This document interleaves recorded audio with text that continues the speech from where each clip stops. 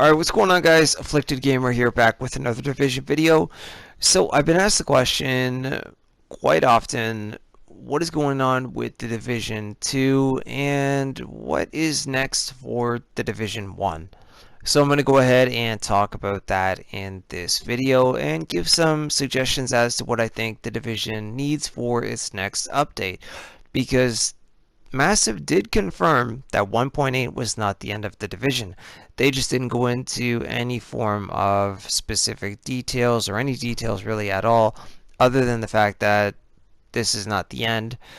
And the reason why they didn't elaborate on anything is because, first of all, Global Event number 4, the last one, Ambush, was not finished yet. All of the classified gear sets weren't out yet.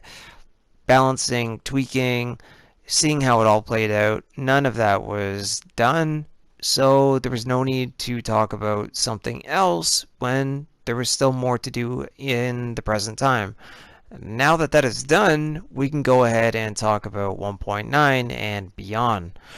So, the Division 2, well, I don't think that that's coming anytime soon. However, I do think that it will come.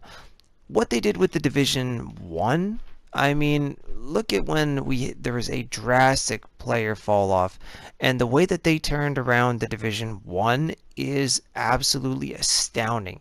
It is one of the most played and most popular games out there right now, and it is in a very, very good state. And they could capitalize on that and keep going with 1.9 and especially a Division 2. But a Division 2 would be a ways away. A good 3 years for development of a game. The Division 1 had a delay. So let's just say, hypothetically, the absolute best case scenario that we had would be in another year or so from now. Which I still think that that won't happen in a year, maybe two. But yeah, let's just stay with that. In the meantime, since they're not done, what could we have happen for the Division 1? There's plenty to do for all of the new players that are here, but for the veterans, I realize that it's starting to get a little bit stale. The global events are coming back. Not everybody is excited about that. I know that I am. There's things that I didn't get to complete, but there are a lot of changes that can be made. So first up, what about the vendors? I do the weekly vendor reset every single Friday. And for the new players, there are a lot of items that are for sale that will be quite useful to them. For the veteran players, they pretty much look for blueprints that they don't own, a piece of gear that, even if it doesn't have the highest score, if they need it for a build, they'll pick it up, they'll optimize it, the build will be done. Or they might be looking for some performance mods just to tweak something in their build as well. But that's pretty much it. The exotics that are for sale have been the same for, well, too long now. I know that they have added exotic gear pretty much everywhere else in the game. Resistance, Underground, Dark Zone, you name it, you can get it. But what if they sold some of these things at the vendors? What if every Friday they sold one exotic weapon different from what we already have at the vendors, and one exotic gear piece? One Friday they sell an MDR and Barrett's bulletproof vest. The next week it's Bliss's holster and the house. The rolls will obviously be completely randomized as they are now. Same thing with the gear score on them. You'll just have to optimize it like everything else. I don't think that that would hurt the grinding element of the game. For everybody that wants the house, are you telling me that if they sold one next Friday with, let's just say, Deadly and Unforgiving on it, with only 19% crit hit chance, it has to be optimized, the base damage is low, you're going to tell me that you're going to buy it, say, awesome, I got it, I'm done now? No. I know when I first got the house, I did more. I played the same missions that I played a million times over again with different builds. I put myself into different situations and scenarios because I finally wanted to use it, and I think that that's what people would do. The other thing that they could add is pieces of classified gear. Add one piece from each set in the weekly rotation. There are still pieces that people need, and even though they are going to adjust the drop rates and where and how we can get classified gear in the future, adding some to the vendor resets would definitely make the vendor resets more desirable for the veteran players and even more beneficial for the new players. Other things that they can do in the game is obviously up the stash size. You know, with all of the gear sets we have in the game, and even if you have 4 characters, some people could use a bigger stash, me included. Some people will argue with that, but I think that that's just a small thing that would be helpful. In terms of what is, in my opinion, probably the best DLC, survival, the things that they could change there, randomize the loot spawns, the tools, the weapon crates, the gear crates, make it so that every time you load into a match, they're in different spots. Because anybody that's played survival for as long as I have, they know exactly where to go no matter what part of town they're in. Get what they need, get to the dark zone, get the D-Tech, kill the hunter, and get out. Get your weekly assignment, and hope you get a decent exotic out of it.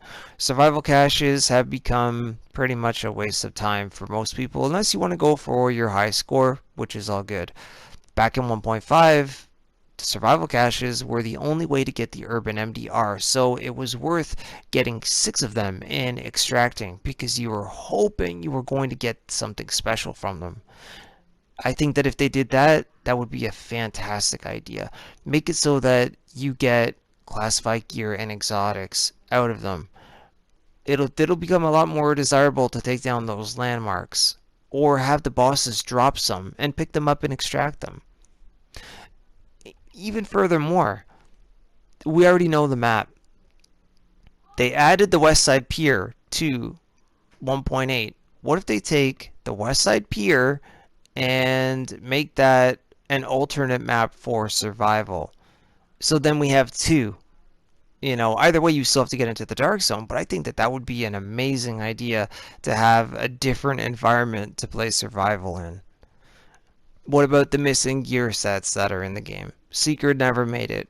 I think that if they added some new gear sets like Seeker and some extra weapons and, you know, open up a little bit more of the map, just like they did with 1.8, that would be something else that would be very beneficial to the game. I know that people also would like to see hunters in more areas of the game, myself included. Some would like to see them in the dark zone. You could make part of the dark zone just strictly where you have to fight NPCs and then a hunter could show up out of nowhere, kind of like they do in the underground. I think that that would be a good idea also. Something that has been on my mind is, what about a season pass like Rainbow Six Siege? I like what they are doing. Every time you buy a season pass, you get new maps, you get new operators, you get new things to do, new events like the new one that's coming up with the zombies thing and whatever. I think that that's really cool. We're not getting zombies in the division, so don't even go there. They've confirmed that 1000%. No.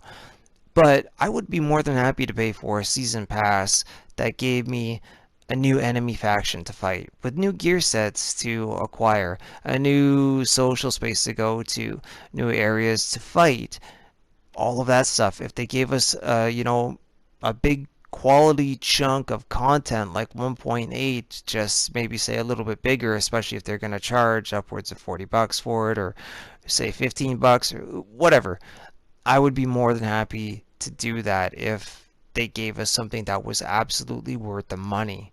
You know, so these are just some suggestions and ideas. The other thing too is people want to nerf Nomad, Predator, Striker, the House. We've had so many nerfs in the division, enough is enough. Buff the other gear sets, make them a little bit stronger, and become a little bit more creative with your builds. Any player that's creative can take the worst gear set in the game and beat somebody that has the quote-unquote best gear set on with the best weapon if they really wanted to. You know, we need to feel powerful in the division, not weak. Let's not go back to that. Let's stay strong. Let's have fun. Submit these ideas to Massive, the division game at massive.se. They listen to us. They listen to constructive criticism. Let's try and keep the game going. Let's give them our suggestions and let's see what happens. So anyways guys, if you enjoyed the video, drop a like on it. Please leave your thoughts and ideas down in the comments section. Consider subscribing to the channel if you are new, and I'll see you guys very soon in the next video.